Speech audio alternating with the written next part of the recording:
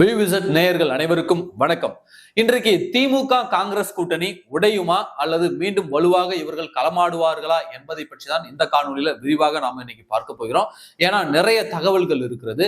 காங்கிரஸ் ஒரு பக்கம் முறுக்கிக்கிட்டு நிக்குது, எனக்கு இவ்வளவு இடங்கள் கொடுத்தாதான் நான் வருவேன்னு.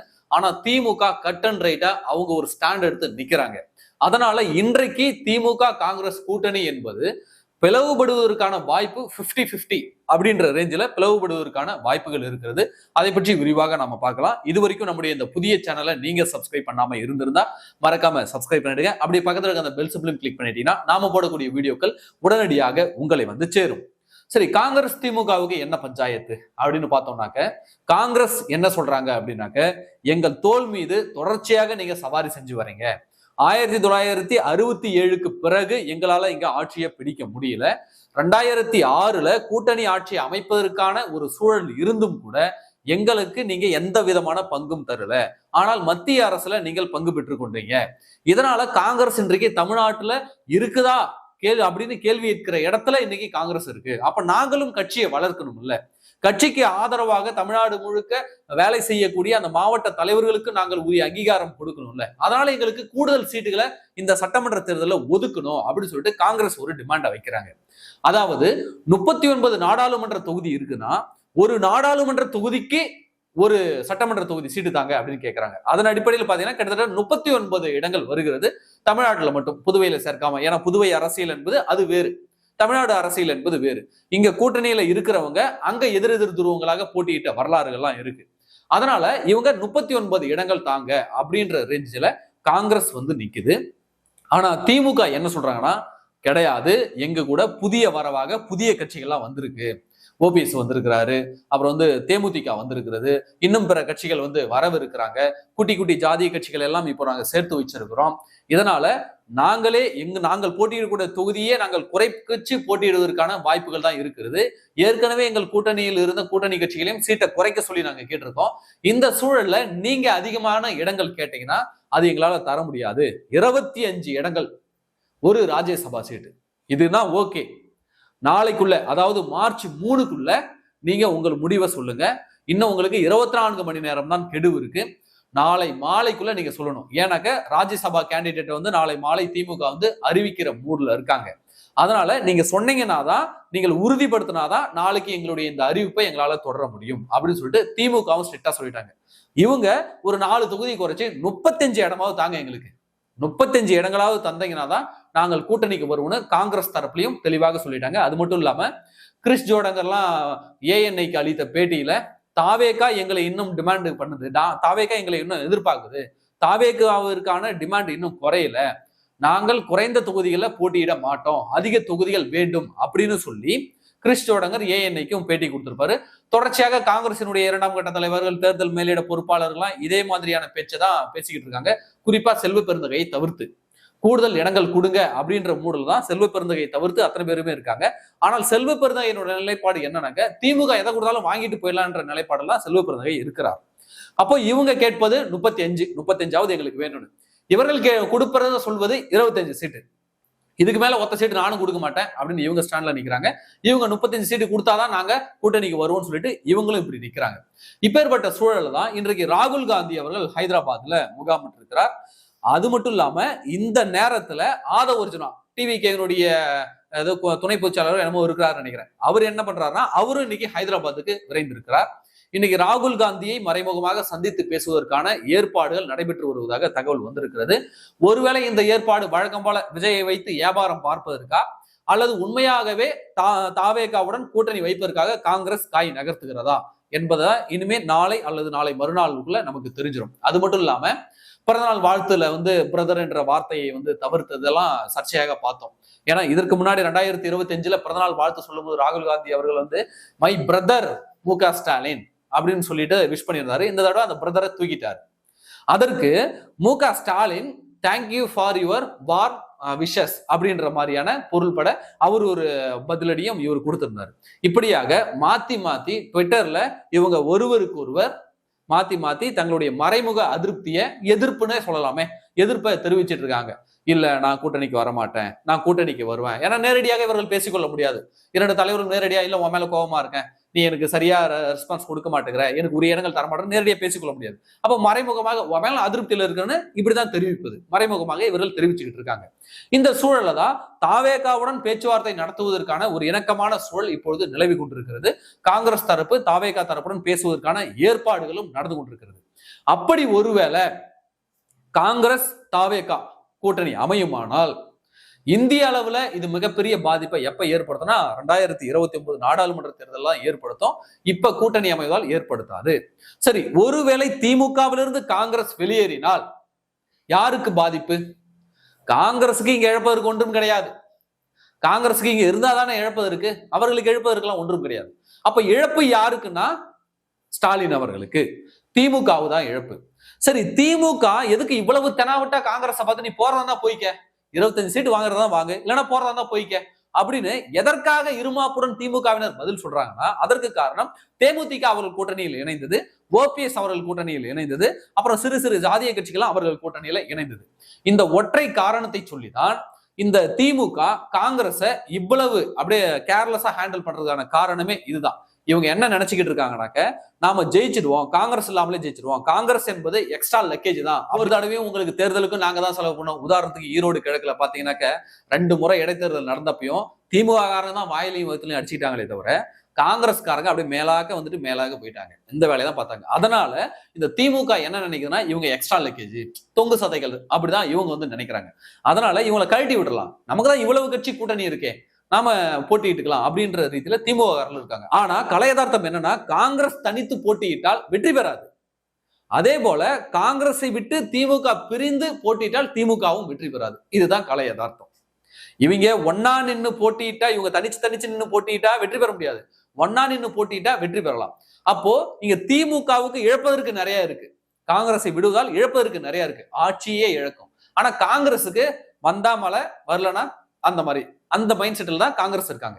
அப்போ காங்கிரஸ் ஏன் நம்ம புதுசா ட்ரை பண்ணக்கூடாது? விஜய இவங்க என்னன்னாக்க தேமுதிக வந்துட்டாங்க, ஓபிஎஸ் வந்துட்டாங்க, இன்னும் பல சிறு சிறு கட்சிகள்லாம் வந்துட்டாங்க அப்படின்னு ஸ்டாலின் நினைச்சிருக்காரு. ஆனா அவர் நினப்புல மண்ணள்ளி போட போகிறது 2026 தேர்தல். ஏனென்றால் கருணாநிதி கடந்த காலங்கள்ல செய்த தவறுகள்னு ஒண்ணு இருக்குல்ல, 2001 காலகட்டத்துல, அப்புறம் 2011 காலகட்டத்துல கருணாநிதி என்ன பண்ணாருன்னா, போற வரம் அத்தனை பேரையும் தூக்கி கூட்டணியில சேர்த்துட்டார். குட்டி குட்டி குட்டி ஜாதி கட்சிகள் அத்தனை பேருமே தூக்கி கட்சியில் சேர்த்தார். திருமாவளவன், கிருஷ்ணசாமி, இவர்களை போன்ற அந்த சிறு சிறு சாதிய கட்சிகள் யாராவது ஒருத்தவங்க, தேவநாதன் யாதவ், இந்த மாதிரி ஆட்கள்லாம் யாரெல்லாம் ஒரு குட்டி கட்சி சும்மா கலர் கலரா கொடி கட்டி இப்படி போனானா, ஓ நீ கட்சி வச்சிருக்கியா வா அப்படின்னு தூக்கி உள்ள போட்டுக்கிறது. இது போன்ற வேலையை கருணாநிதி 2001லயும் 2011லயும் செஞ்சார். பெரிய கட்சிகள் வேணாம், இந்த சின்ன சின்ன சாதி கட்சிகளை ஒரு 10-15 பேர் ஒன்னா கூட்டிட்டு சண்டைக்கு போனா நம்ம ஜெயிச்சிடலாம் அப்படின்னு கருணாநிதி போட்ட தப்பு கணக்கு 2 முறை தோல்வி அடைந்திருக்கிறது. அந்த 2 முறையும் 2001லயும் சரி 2011லயும் சரி திமுக படுதோல்வியை சந்தித்தது. இன்றைக்கு அதே தவிர மகன் ஸ்டாலினும் செய்யறான். குட்டி குட்டி கட்சி நிறைய சேர்த்துக்கிட்டா ஒரு 10-15 பேர் கூட போய் சேர்ந்துட்டு போனாக்க நம்ம ஜெயிச்சிடலாம் அப்படின்னு மு க ஸ்டாலின் நினைக்கிறாரு. நீ 100 பேரை கூட சேர்த்துட்டு போ, ஆனா ஓட்டு எவ்வளவு டிரான்ஸ்பர் ஆகுதுன்றதா முக்கியம். இன்றைக்கு ஓபிஎஸ்ஐ நீ சேர்த்து கொண்டதால் 10 பைசா திமுகவுக்கு பிரயோஜனம் இருக்கா? கிடையாது. நயா பைசாவுக்கு பிரயோஜனம் கிடையாது ஓபிஎஸ்ஐ சேர்த்து கொண்டதால். இப்ப ஓபிஎஸ் திமுகவுக்கு போனதால் அதிமுகவுக்கு பலம். ஓபிஎஸ் ஆதரவாளர்கள் அப்படியே அணி திரண்டு அப்படியே கும்பகும்பலா வந்து சேர்றாங்க அதிமுகல. நாங்க தாய் கழகத்துக்கே வந்துடுறாங்க அப்படின்னா என்ன அர்த்தம்? ஓபிஎஸ் என்பது யாருடைய வாக்கு? திமுகவுடைய எதிர்ப்பு வாக்கு. திமுகவுடைய எதிர்ப்பு வாக்கு தான் ஓபிஎஸ் வாக்கு. அவர் திமுகவிலே போய் சேர்ந்துட்டா அந்த எதிர்ப்பு வாக்கு எப்படிங்க திமுகவுக்கு போவோம்? இப்ப தெரியுதா ஸ்டாலின் போடுறது தப்பு கணக்குன்னு? அது மட்டும் இல்லாம தேமுதிகவுக்கு இன்னைக்கு 6 இடங்கள் ஒரு ராஜ்யசபா தரன்ற ரீதியில திமுக பேசிக்கிட்டு இருக்கு. அப்போ ஏற்கனவே அந்த கூட்டணியில இருந்த விசிகாவுக்கும் அதே இடம் தானா? இப்போ தேமுதிக விசிகா 2 பேருக்கு யாரு ஓட் பேங்க் அதிகம்னாக்க விசிகாவுக்கு தான் ஓட் பேங்க் அதிகமா இருக்கும். அப்போ ஏற்கனவே விசிகா தக்காளி தொக்கா அப்படின்னு அவங்க கேட்க மாட்டாங்க. அவங்க வெக்கங்கட்ட பயில தான், அவங்க கேட்க மாட்டாங்க. ஆனா மக்கள் பார்ப்பாங்கல்ல. அப்போ 1% கம்மியா இருக்கிற ஓட்டு வச்சிருக்க தேமுதிக சேர்த்தல் மூலமாக எக்ஸ்ட்ரா கூடுதல் சீட்டு தான் நீங்க தரீங்க. எடப்பாடி பழனிசாமிக்குன்னா இந்த கணக்கு தெரியாதா என்ன? அவர் எதுக்கு நேக்கா உங்க தலையில கட்டி விட்டாரு அவங்கள உங்க தலையில கட்டினதுக்கு காரணம் ஓட் பேங்க் இவங்களுக்கு கிடையாது. இவங்க அமைப்பு ரீதியாகவும் இன்றைக்கு தமிழ்நாடு முழுக்க சதஞ்சிடுச்சு தேமுதிக. இவர்களுக்கு 4 சீட்டு கொடுத்தாலும் அது நமக்கு தலைவலி தேவையில்லாதுன்னு எடப்பாடி பழனிசாமிக்கு தெரிஞ்சதாதான் அதை உங்க தலையில கட்டி விட்டாரு. நீங்க அதிமுக கழட்டி போட்டதெல்லாம் தூக்கிட்டு வந்து தலையில வச்சுக்கிட்டு நாங்க பாத்தீங்களா எத்தனை பேர் எங்களை தேடி வந்துட்டாங்க, ஸ்டாலின் மிக ராஜேந்திரன் சொல்லிட்டு இருக்கீங்க. நீங்க வந்து ராங்கான டிசிஷனை சரியான டைம்ல வந்து எடுத்துக்கிட்டு இருக்கீங்க. கருணாநிதி கடந்த கால வரலாறு ஒண்ணு இருக்கு. இதுக்காக தான் வரலாறை வந்து நம்ம திரும்பி பார்க்கணும்னு சொல்றது. அப்ப கருணாநிதி எடுத்த 2 தேர்தல்கள் எடுத்த அந்த தவறான முடிவுகளை இன்றைக்கு மு.க. ஸ்டாலின் அவர்களும் எடுத்துக்கொண்டிருக்கிறார். தோல்வியை எப்படி அவர்கள் மக்கள் பரிசீலித்தார்களோ அதே மாதிரியான இந்த 20 கட்சிகளோடு கூட்டணி வைத்திருக்கக்கூடிய மு.க. ஸ்டாலினுக்கும் அந்த தோல்வியை பரிசீலிப்பார்கள். அப்ப இவங்களோட கால்குலேஷன் தவறு. சரி, காங்கிரஸ் எதை நினைச்சு தாவேகா கூட கூட்டணிக்கு போறேன்னு சொல்லுது. ஏனென்றால் காங்கிரஸுக்கு விஜயால் பலன் அதிகம். ஏன்னா இளைய தலைமுறை வாக்குகள் அதிக அளவுல கவருவாங்க. இதை வச்சு இவங்களுடைய வாக்கு வங்கியை இன்க்ரீஸ் பண்ணிக்குவாங்க. இப்ப திமுக கூட கூட்டணின்னும் போது காங்கிரசினுடைய பாரம்பரிய வாக்குகள் பிளஸ் திமுக வாக்குகள், அது 25 தொகுதி 30 தொகுதிக்குள்ள போட்டியிடுவதால வரக்கூடிய வாக்குகள். இதால ஓட் பேங்கை பெருசா காங்கிரஸால காட்டிக்க முடியாது. ஆனால் தாவேகாவுடன் போட்டியிடும் பொழுது கிட்டத்தட்ட ஒரு 60 தொகுதினே வச்சுங்களேன். இவங்க ஒரு 40 தொகுதி தாவேகா கொடுக்குறனாலும் இவங்க ஒரு 70 தொகுதி கேட்டாலும் அதை மினிமம் பண்ணி ஒரு 60 தொகுதியில காங்கிரஸ் போட்டிட்டாலும், ஏன்னா தாவேகா கூட போட்டியிடுறதுக்கு முதல்ல அங்க ஆட்கள் இருக்காங்களான்னு தெரியல, செலவு பண்ண ஆட்கள் இருக்காங்களான்னு தெரியல. அது மட்டும் இல்லாம அவர்களால் உடனடியாக எல்லா இடத்துலையும் கேண்டிடேட் போட முடியுமான்னு தெரியல. வேற கட்சிகளும் கூட்டணியில் இல்லை. அதனால காங்கிரஸ் அடிச்சு பேசும். ஒரு 60 இடம் கிடைச்சா கூட 60 தொகுதியில தமிழ்நாடு முழுக்க இவர்கள் போட்டியிடும் பொழுது டிவிகேவினுடைய வாக்குகள் இவர்களுக்கு அப்படியே டிரான்ஸ்பர் ஆகும். அப்ப டிவிகேவினுடைய வாக்குகள் இவர்களுக்கு டிரான்ஸ்பர் ஆகும்பொழுது இவருடைய வாக்கு வங்கி உயர்ந்து காட்டும் அப்படின்னு காங்கிரஸுக்கு ஒரு புத்துணர்ச்சியும் ஏற்படும் அப்படின்னு காங்கிரஸ் வந்து விரும்புறாங்க. அது மட்டும் இல்லாம இந்த விஜயினுடைய ஃபேக்டரை நாம பாண்டிச்சேரியிலையும் அப்ளை பண்ணலாம். ஏன்னா பாண்டிச்சேரியில இன்றைக்கு திமுக மிகப்பெரிய குடைச்சலை காங்கிரஸ் கொடுத்துட்டு இருக்கு. ஜெகத் ரட்சகன்லாம் பேச்சை பேசிக்கிட்டு இருக்காரு. 30 இடங்களையும் நாங்க தான் போட்டிடுவோம், அனைத்து இடங்களையும் நாங்க தான் போட்டிடுவோம், பாண்டிச்சேரியில திமுகவுடைய ஆட்சி அமைப்போம் அப்படின்னு பேசிட்டு இருக்காங்க. பாண்டிச்சேரியில பாஜக, என்ஆர் காங்கிரஸ் இவங்க தான் மாறி மாறி ஆட்சி அமைப்பாங்க கூட்டணியின் மூலமாக. இப்ப இந்த இடத்துல பாண்டிச்சேரியில பாத்தீங்கன்னா காங்கிரஸ்க்கு எதிரியாக இப்ப யார் வந்து நிக்கிறா? திமுக. இப்படி இருக்கும் பொழுது இதே விஜய் ஃபேக்டரை நம்ம அங்க கொண்டு போய் வச்சோம்னாக்க, விஜய் கூட கூட்டணியை பாண்டிச்சேரியில நம்ம வச்சோம்னாக்க நிச்சயமா டெஃபினட்டா பாண்டிச்சேரி நாம ஜெயிக்கலாம் அப்படின்ற முடிவுல காங்கிரஸ் வந்திருக்கு. அது மட்டும் இல்லாமல் கேரளாவில் விஜய்க்கு வந்து ரசிகர் பட்டாளம் அதிகம். தமிழ்நாட்டில் எப்படி ரசிகர்கள் இருக்காங்களோ ஏறத்தாழ அதுல 50% ரசிகராவது கேரளாவில் இருக்காங்க. அப்போ கேரளாவிலும் காங்கிரஸ் சட்டமன்ற தேர்தல் வரப்போகிறது. அப்ப அதுலயும் விஜயினுடைய வாக்குகளை நாம அறுவடை பண்ணலாம். அங்க இங்க கூட்டணியை ஏற்படுத்துவதன் மூலமாக இந்த கூட்டணியை அப்படியே கேரளாவிலையும் நம்ம அப்ளை பண்ணலாம் என்ற ஒரு ஐடியாவில் காங்கிரஸ் இருக்கு. அப்போ 2 மாநிலம், ஒரு யூனியன் பிரதேசம், ஒரு மாநிலம், இந்த 2 மாநிலங்களையும் காங்கிரஸ் வந்து டிவிகேவுடன் கூட்டணி வைப்பதன் மூலமாக தங்களுடைய ஓட் பேங்கை இன்க்ரீஸ் பண்ணிக்கலாம், பழைய காங்கிரஸை மீண்டும் கட்டமைக்கலாம் அப்படின்ற ஐடியாவில் இருக்காங்க. சரி, இந்த ஒரு யூனியன் பிரதேசம், 2 மாநிலம், தமிழ்நாடு, கேரளா, இந்த 3 மாநிலங்களை டிவிகேவுடன் கூட்டணி வைப்பதன் மூலமாக ஒரு கணிசமான இடங்களை வெற்றி பெற்றால் அதை வைத்து ஆந்திராவில் அரசியல் செய்யலாம் அப்படின்ற ஒரு மைண்ட் செட்டுக்கு இன்றைக்கு காங்கிரஸ் வந்திருக்கு. நாங்க இத்தனை இடங்கள்ல வந்து இவ்வளவு வாக்கு வாங்கியிருக்கோம், இவ்வளவு இந்த இடத்துல ஜெயிச்சிருக்கோம் பாருங்க, இந்த இடத்துல ஆட்சியை பிடிச்சிருக்கோம் பாருங்க அப்படின்னு சொல்லிட்டு ஆந்திராவில் அதனுடைய எஃபெக்ட் இருக்கும் அப்படின்னு காங்கிரஸ் நம்புகிறது. இவங்க இப்படி நம்பிக்கிட்டு இருக்காங்க, திமுக அப்படி நம்பிக்கிட்டு இருக்கு. கலை யதார்த்தம் வேறு மாதிரி இருக்கிறது. அப்போ காங்கிரஸ் வந்து ஒருவேளை திமுக கூட்டணியிலிருந்து வெளியில போனா காங்கிரசுக்கு இழப்பதற்கு ஒன்றும் இல்லை, ஏன்னா அவர்கள்ட்ட ஒன்றுமே இல்லை. ஆனால் திமுகவுடன் இழப்பதற்கு நிறைய இருக்கிறது. அவங்க திமுக இன்றைக்கு போடக்கூடிய கணக்கு என்பது தப்பான கணக்கு. இன்றைக்கு தாவேகா எவன் கூட்டணிக்கு வருவான்னு அவங்க கடையை விரிச்சு 2 வருஷமா காத்துக்கிட்டு இருக்காங்க. காங்கிரஸ் கிடைச்சதுன்னா லட்டு மாதிரி தாராளமா தூக்கிக்குவாங்க. ஏன் 80 சீட்டை கூட கொடுப்பாங்க, 80 இதுல போட்டிடுங்க நீங்க பாத்துக்கலாம் அப்படின்னு சொல்லிட்டு தாவேகாவினர் அந்த முடிவுக்கு வருவதற்கான வாய்ப்புகளும் இருக்கு. நாம பொறுத்திருந்துதான் பார்க்கணும் இந்த கூட்டணி கணக்குகளை பற்றி. ஆனால் திமுக கூட்டணியிலிருந்து காங்கிரஸ் வெளியேறினால் திமுக தோற்பது என்பது 100% உறுதி. இப்பயும் தோக்க தான் போறாங்க. 100 பேரை இவங்க கூட்டணி சேர்த்துக்கிட்டு வந்தாலும் மக்கள் இவர்களை தோற்கடிக்கணும்னு முடிவு பண்ணிட்டாங்கன்னாக்க இவருடைய தோல்வியை யாராலும் தடுத்து நிறுத்த முடியாது. எனவே காங்கிரஸ் ஒருவேளை கண்டிச்சுன்னா 100% அடிச்சு சொல்லலாம், அவ்வளவுதான் இவங்க சோழி முடிஞ்சு போச்சு அப்படின்னு சொல்லிட்டு. இந்த பக்கம் அதிமுக தெளிவாக இருக்கிறது. 4 பேர் கூட கூட்டணி வச்சாலும் நறுக்குன்னு கூட்டணி வைக்கணும், அப்படியே நறுக்குன்னு வெற்றி பெறணும்ன்றதுல தெளிவாக இருக்கிறது அதிமுக. அதனாலதான் கட்சிகளை அதிகம் சேர்க்காமல் பெரும்பான்மை இடங்கள்ல அதிமுக போட்டியிட போகுது. அதுதான் யதார்த்தம். பெரும்பான்மை இடங்கள்ல அதிமுக நேரடியாக போட்டியிடணும், நேரடியாக திமுகவை எதிர்கொள்ளணும்ன்ற முடிவுல அதிமுக இருக்குது. அதனாலதான் அதிக அளவிலான குட்டி குட்டி கட்சிகளாக இருக்கட்டும், எந்த கட்சிகளாக இருக்கட்டும், அதிக அளவிலான கட்சிகளை சேர்க்கவில்லை.